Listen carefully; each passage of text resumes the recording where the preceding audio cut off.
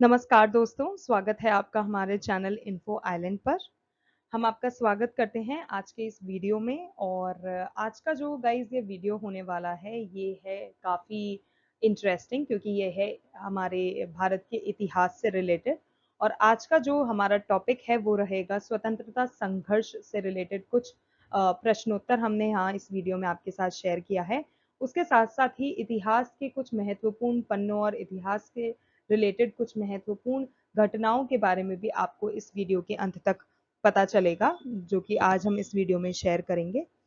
आज हम आपके लिए स्वतंत्रता संघर्ष से संबंधित कुछ महत्वपूर्ण प्रश्नों के उत्तर देने वाले हैं। तो अगर आपको आपको भी मेरी तरह ही कुछ क्यूरियोसिटी जैसा फ़ील होता है इतिहास के बारे में जानने का या फिर आपको भी वो इंटरेस्टिंग फ़ील होता है, तो आपको ये वीडियो बहुत पसंद आएगा और आपको ये वीडियो आपके कॉम्पिटिटिव एग्ज़ाम्स की प्रिपरेशन में काफ़ी हद तक मदद करेगा। तो प्लीज़ वीडियो को पूरा देखिए और जानें भारत के स्वतंत्रता से रिलेटेड बातों के बारे में। तो गाइज़ भारत में जो स्वतंत्रता के बाद आज़ादी का जश्न जो है वो आज भी मनाया जाता है और हर साल 15 अगस्त के दिन इसे राष्ट्रीय स्वतंत्रता दिवस के रूप में मनाया जाता है, जिसे हम इंग्लिश में आप जानते ही हैं 15 अगस्त को इंडिपेंडेंस डे के नाम से जानते भी हैं और पूरे विश्व में हम इसे पूरे भारत में इसे इंडियन इंडिपेंडेंस डे के रूप में सेलिब्रेट भी करते हैं। भारत के स्वतंत्रता संग्राम ने देश के इतिहास को नई ऊंचाइयों तक पहुंचाया था। हम उम्मीद करते हैं कि यह प्रश्नों का संग्रह जो कि हम आपके लिए आज इस वीडियो में लेकर आए हैं, वो आपको इसी इतिहास की विस्तृत जानकारी देने में मददगार साबित होगा। तो चलिए फ्रेंड्स, जल्दी से चलते हैं वीडियो की ओर, वीडियो को शुरू करते हैं और जानते हैं भारतीय इतिहास के कुछ महत्वपूर्ण घटनाओं के बारे में, कुछ महत्वपूर्ण सवाल जवाबों के बारे में जो कि अब आपको देखने को मिलेगा। जिसमें कि पहला सवाल है, महात्मा गांधी कांग्रेस के अध्यक्ष किस अधिवेशन में चुने गए?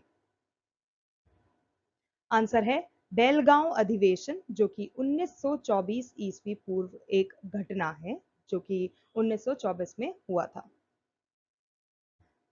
अगला हम बात करते हैं गदर पार्टी की स्थापना कब और कहां हुई थी। तो जो गदर पार्टी है उसकी स्थापना आपकी 1 नवंबर 1913 ईस्वी में सैन फ्रांसिस्को यानी कि अमेरिका के सैन फ्रांसिस्को में हुई थी। अगला है गदर पार्टी किसके नेतृत्व में बनी थी। तो जो लाला हरदयाल थे उनके नेतृत्व में गदर पार्टी बनी थी। फिर आता है प्रश्न नंबर 4, गदर पार्टी के पहले अध्यक्ष कौन बने? उत्तर है सोहन सिंह बख्खाना। अगला है महात्मा गांधी को केसरे हिंद की उपाधि से कब नवाजा गया था? तो अगर आप जानते हैं महात्मा गांधी जो हैं उनको काफी लोग केसरे हिंद, क्योंकि उनको हिंदुत्व हिंदुत्व इतना प्यारा था और हमारे भारतीय देश के लिए वो काफी हद तक काफी सारी चीजें भी उन्होंने करी थी, तो उनको लोग केसरे हिंद की उपाधि से नवाजा गया था। तो कब नवाजा गया था? सन 1915 में उनको ये उपाधि दी गई थी।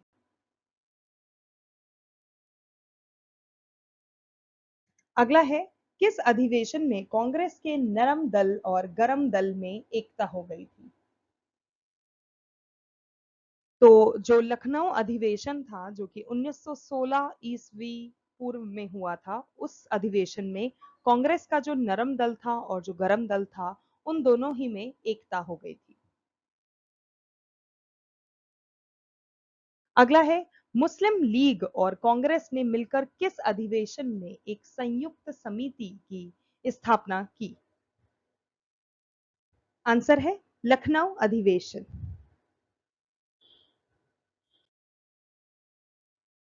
अगला सवाल, स्वशासन के लिए बाल गंगाधर तिलक ने किस संस्था की स्थापना की? आंसर है होम रूल लीग, जो कि मार्च 1916 ईस्वी में पूना में हुआ था। अगला है प्रश्न नंबर 9, एनी बेसेंट ने होम रूल लीग की स्थापना कब और कहां की थी?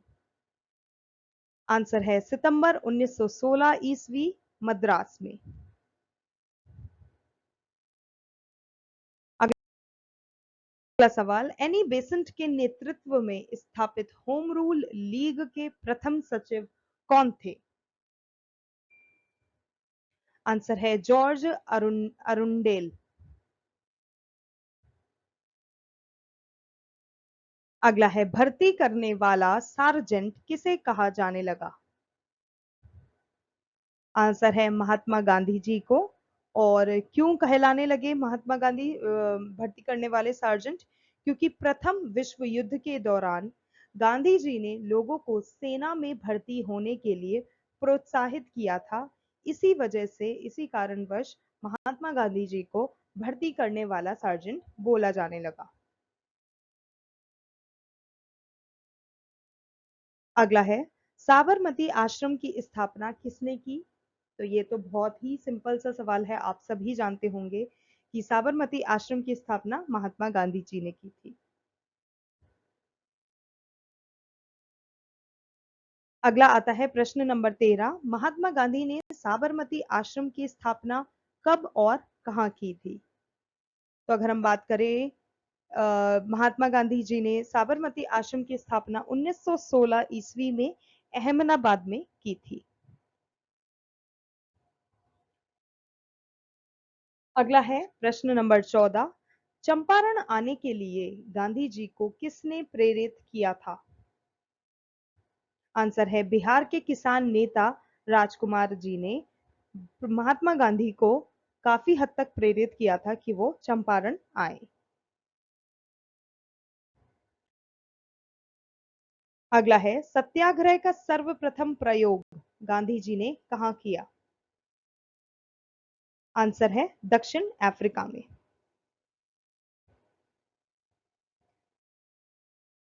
भारत में सत्याग्रह का सबसे पहले प्रयोग गांधी जी ने कहां किया? तो जो सबसे पहले प्रयोग किया गया था वो था चंपारण, बिहार में। अगला है, चंपारण का आंदोलन कब हुआ था? जो कि एक बहुत महत्वपूर्ण सवाल है। और गाइस, जैसे कि आप जानते हैं, हिस्ट्री तो हर एक कॉम्पिटिटिव एग्जामिनेशन की बैकबोन होता है। हर कॉम्पिटिटिव एग्जाम में आपको हिस्ट्री देखने को ही मिलता है। तो उसमें ये जो चंपारण का आंदोलन हुए या फिर चौरी चौरा इंसिडेंट हुआ या इरविन पैक्ट हुआ, इस तरह की जो चीजें होती हैं ये बहुत अक्सर देखने को मिलती हैं। तो प्लीज आप इसके बारे में अच्छे से याद कर लीजिएगा।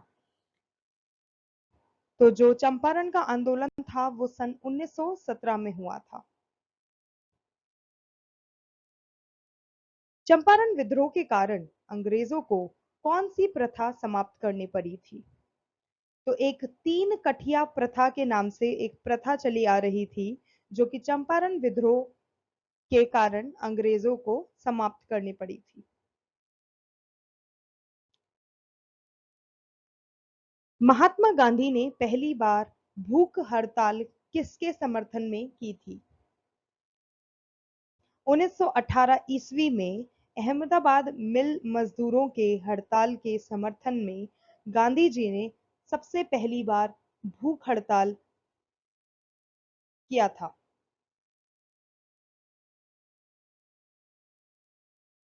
अगला है, 1918 ईस्वी में महात्मा गांधी ने गुजरात के खेड़ा जिले में कौन सा आंदोलन चलाया? आंसर है कर नहीं आंदोलन। यहाँ पर जो कर है वो टैक्स, मतलब उसका मतलब टैक्स से है, कि टैक्स ना देना पड़े, उसका आंदोलन जो था। तो गाइज, ये थे कुछ स्वतंत्रता आंदोलन और स्वतंत्रता से रिलेटेड जो हमारे कुछ प्रश्नोत्तर थे, जो कि हमने देखा है कि प्रीवियस ईयर्स क्वेश्चन पेपर में भी पूछे गए हैं। इसीलिए हमें लगा कि वो आपको काफी मदद करेंगे आपकी प्रिपरेशन में। तो प्लीज अच्छे से याद कर लीजिएगा। अब हम बात करते हैं इतिहास के कुछ महत्वपूर्ण क्वेश्चंस और आंसर्स के बारे में, जिनमें कि पहला है, कौन लोहित वादी के उपनाम से प्रसिद्ध हुए थे? लोहित वादी। तो जो गोपाल हरि देशमुख थे, उनका नाम, उपनाम लोहित वादी रख दिया गया था। अगला है 1857 के विद्रोह के समय जगदीशपुर में विद्रोहियों का नेतृत्व किसने किया था? आंसर है कुंवर सिंह ने। अगला है सल्तनत काल में दार उल शफा क्या होता था? तो जो दार उल शफा नामक चीज एक होती थी सल्तनत काल में, वो चिकित्सालय होता था। बेसिकली इस चिकित्सालय को ही दारुल शफा का नाम दे दिया गया था। दीवाने अमीर कोही नामक विभाग जो कृषि से संबंधित था, वो किसने स्थापित किया था? आंसर है मोहम्मद बिन तुगलक ने। अगला है अकबर ने सर्वप्रथम दक्षिण भारत के किस राज्य पर आक्रमण किया था? आंसर है अहमदनगर।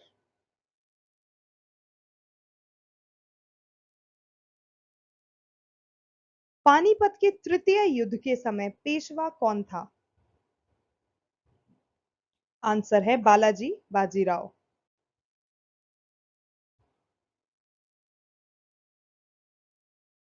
विक्रमशिला महाविहार की स्थापना किस किस वंश के शासकों द्वारा करवाई गई थी? आंसर है पाल वंश के शासकों द्वारा।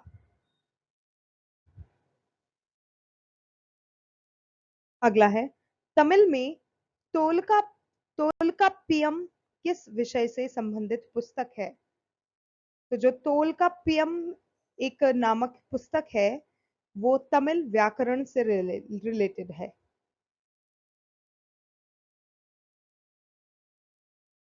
अगला है सूर्य देवी गायत्री को संबोधित गायत्री मंत्र किस ग्रंथ में है? आंसर है ऋग्वेद संहिता में।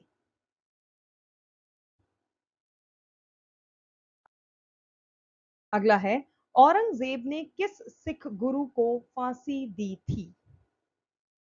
आंसर है गुरु तेग बहादुर को औरंगजेब ने फांसी दी थी।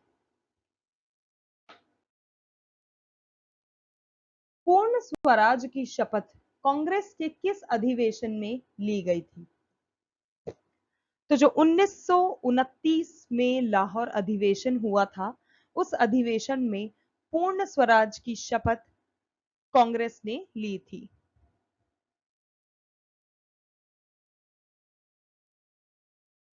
अगला है प्रश्न नंबर 12। किस वायसराय की अंडमान यात्रा के दौरान एक कैदी द्वारा हत्या करा दी गई थी? आंसर है लॉर्ड मेयो। अगला है भारतीय प्रेस के मुक्तिदाता किनको कहा जाता है? आंसर है सर चार्ल्स मेटकॉफ तथा लॉर्ड मैकॉले को।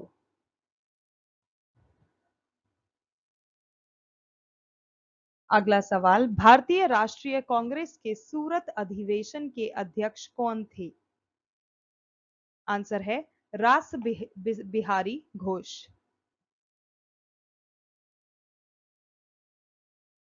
अगला सवाल बाल गंगाधर तिलक को भारतीय अशांति का जनक किसने कहा था? भारतीय अशांति का जनक बाल गंगाधर तिलक जी को वैलेंटाइन चिरोल ने कहा था। अगला है 1904 में लंदन में अभिनव भारत की स्थापना किसने की थी? आंसर है विनायक दामोदर सावरकर ने। उन्होंने लंदन में अभिनव भारत की स्थापना करी थी 1904 में। असहयोग आंदोलन शुरू करते समय भारत का वायसराय कौन थे?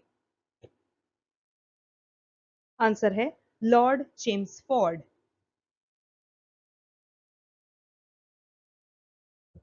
अगला सवाल दक्षिण अफ्रीका से लौटने के बाद महात्मा गांधी ने प्रथम सफल सत्याग्रह आंदोलन कहां प्रारंभ किया?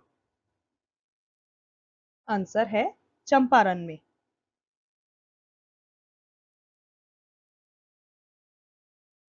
भारत की राजधानी कोलकाता कलकत्ता से दिल्ली किस वर्ष परिवर्तित की गई थी? तो अगर आप लोगों को नहीं पता है तो जो भारत की राजधानी है वो दिल्ली से पहले कोलकाता थी, लेकिन उसको 1911 ईस्वी में दिल्ली में परिवर्तित कर दिया गया था। अगला है प्रश्न नंबर 20। 23 दिसंबर 1912 को भारत के गवर्नर जनरल लॉर्ड हार्डिंग पर दिल्ली के चांदनी चौक में निकल रहे जुलूस पर बम फेंकने वालों का नेता कौन था? आंसर है रास बिहारी बोस। तो गाइज, जैसा कि आपने देखा, आज के इस वीडियो में हमने आपको स्वतंत्रता संघर्ष से संबंधित महत्वपूर्ण प्रश्नों के उत्तर देकर आपको भारत की स्वतंत्रता और स्वतंत्रता संग्राम से जुड़ी कुछ महत्वपूर्ण तथ्यों के बारे में बताने का प्रयास किया है। भारत के इस समृद्ध इतिहास के लिए हम सभी एक संगठित रूप से मिलकर काम करने की आवश्यकता है, ताकि हम देश को और नई ऊंचाइयों पर ले जा सकें। हम उम्मीद करते हैं कि आपको यह वीडियो पसंद आया होगा। इसी तरह के और भी इंफॉर्मेटिव और यूजफुल वीडियो के लिए हमारे चैनल को सब्सक्राइब करें और देखना ना भूलें info island. Thank you so much guys. और हमारे वीडियोस को ज़्यादा से ज़्यादा शेयर करें, लाइक करें, चैनल को सब्सक्राइब करें और सब्सक्राइब बटन के पास एक बेल आइकन जो दिया गया है उसे हिट कर दीजिए, जिससे कि हम जब भी किसी नए वीडियो के साथ आते हैं आपको उसका नोटिफिकेशन मिल जाए। और इसी तरह से हमसे जुड़े रहने के लिए धन्यवाद।